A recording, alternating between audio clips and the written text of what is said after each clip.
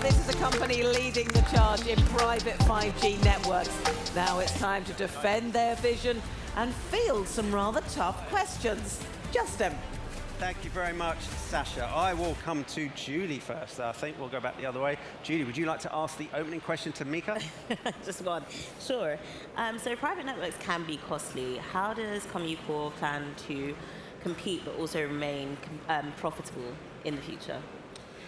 Yeah, so the big opportunity what we see in a private mobile networks is the industry 4.0. So if you think about that, the production line was invented by Henry Ford 120 years ago, and it has been really the same since. And now what we see that with virtualizing PLC and then especially adding the wireless sensors, motor controls and so on into it, so it will revolutionize the factory layout. So instead of having one stable production line per product, we can actually change the factory layout over the shift and so on. So it will increase the automation, and that's very important because our populations are getting older, so we need workforce to the places that cannot be automated. So that's I think it's really the big next thing for the whole industry what we have here. Thank you, Mika. Ben, your question, please. I'm very intrigued to understand why you've chosen to go down the 5G technology path rather than maybe cutting-edge Wi-Fi, for example. What advantages, and I think I know what you might say, but I'm really intrigued to know why you feel that's the correct commercial decision. Yeah, that's a very good question. That's typically the first question that what we get from the customers. So why 5G? The reason being that 5G, it's a regulated frequency, so it basically there is a less interference on that frequency area, and we can control completely that what kind of power levels there are, and who are allowed to use that.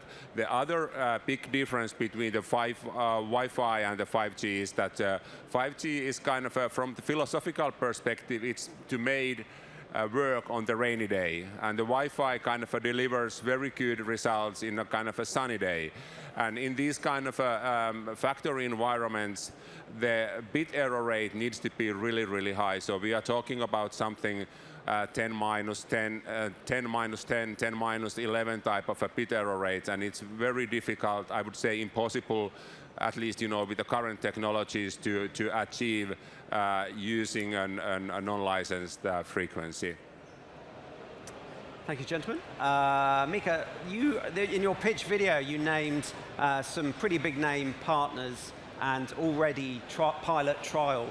I won't call them customers because obviously it was a pilot trial, but I think Bosch and other big names from the trial, and I think it was Nokia, Intel, Ericsson were partners. Give us a sense of when you expect to be able to turn those partner trials into something really important. Yeah, so this is something that kind of gets me really excited, that we have been pushing this forward for a long time, and the partner like ABB, we have been working I think already over 4 years.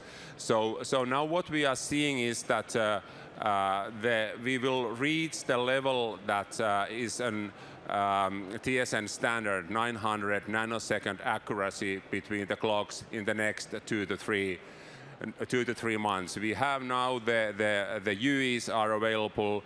The base station has the needed software support for the whole system. So by mid this year, we have the kind of a lab phase ready, and then we can start to look at the real industrial pilots. Not in the kind of ABB lab, but in the kind of ABB customers' environments. So I guess that next year this time we will probably file for the Clomo Awards. That the breakthrough that we have made 900 nanoseconds. You can count. You can trust that we will do that.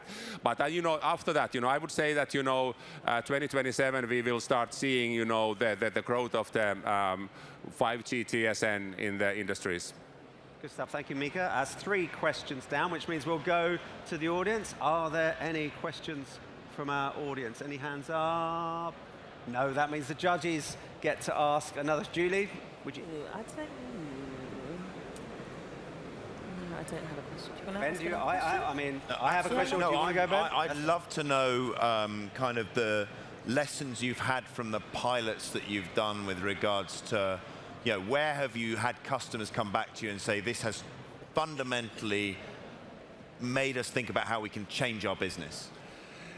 Yeah, so the customer feedback that what we get is an extremely positive. That, you know, when you get this kind of a private mobile network operational, so the performance is so much better than, you know, what they are used to with the Wi-Fi in an IT environment.